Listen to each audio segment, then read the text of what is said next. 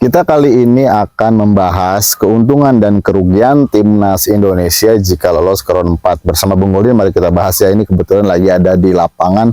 Bung Goldin yang dulu main bola, sekarang udah nggak jadi main bola lagi. Jadi jika timnas Indonesia nanti lolos ke round 4, tentu saja ada keuntungan dan kerugian yang harus diterima oleh timnas Indonesia.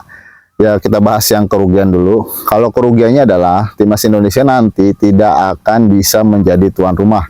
Karena round 4 nanti itu sudah diagendakan FIFA menjadi laga netral atau di tempat netral. Jadi timnas Indonesia tidak bisa didukung langsung oleh supporter, oleh kekuatan supporternya seperti pada saat melawan Bahrain, kemudian melawan Arab Saudi dan juga melawan Australia dan Jepang. Tentu saja dengan keadaan ini timnas Indonesia sedikit dirugikan karena kita tidak bisa memungkiri bahwa supporter atau kekuatan pemain ke-12 itu sangat berpengaruh sekali buat timnas Indonesia. Tapi tentu saja dengan hal ini timnas Indonesia, tapi belum tahu nih ya pertandingannya itu di kandang netral apakah bisa didatangi oleh supporter atau tidak. Kalau misalkan bisa ya tentu saja ada beberapa supporter timnas Indonesia yang militan yang akan datang ke stadion. Tapi ini informasinya belum jelas karena hanya diberitahukan di kandang netral. Untuk supporter sendiri entah mungkin diatur beberapa ribu dibagi dua dengan supporter tim musuh atau seperti apa, belum tahu skemanya.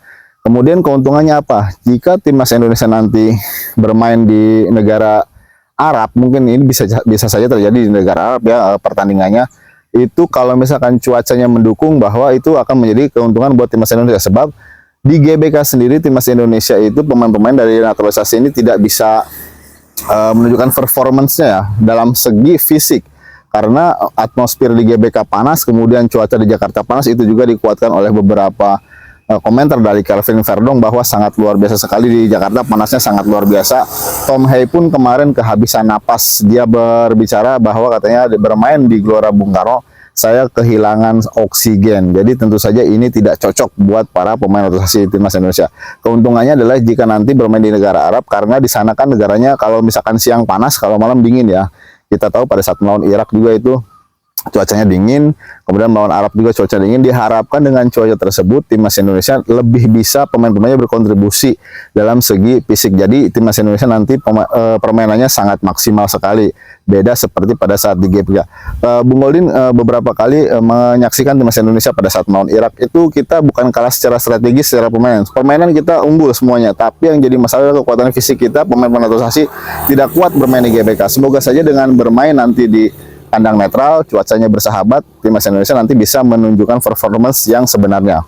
Kemudian untuk pemilihan lawan, Bung Goldin berharap timnas Indonesia nanti bertemu lawan yang tidak berat ya, seperti mungkin bisa saja bertemu dengan Oman. Kemudian kalau misalkan bertemu dengan Qatar, bahayanya adalah dia punya duit. Kemudian semoga saja nih ya bertemu dengan Oman dan juga bertemu dengan Irak. Karena untuk Arab Saudi kemungkinan tidak akan bertemu, sebab Arab Saudi dengan timnas Indonesia sudah bertemu di round 3, jadi tidak akan dipertemukan lagi di round 4. Jadi yang realistis menurut Bung Goldin adalah mungkin Irak dan juga Oman. Kalau misalkan untuk Jordan itu bahaya juga, kemarin juara bertahan Piala Asia, kemudian finalis Piala Asia bertemu dengan Qatar, kalah. Dan yang paling dihindari menurut Bung Goldin adalah Uni Emirat Arab, karena pemain-pemainnya itu full naturalisasi. Jadi ini sangat bahaya sekali. Jadi yang memungkinkan adalah menurut Bung Goldin semoga timnas Indonesia bertemu dengan Oman dan juga bertemu dengan Irak aja. Keuntungan dan kerugian timnas Indonesia nanti jika ada di round 4. Salam timnas Indonesia.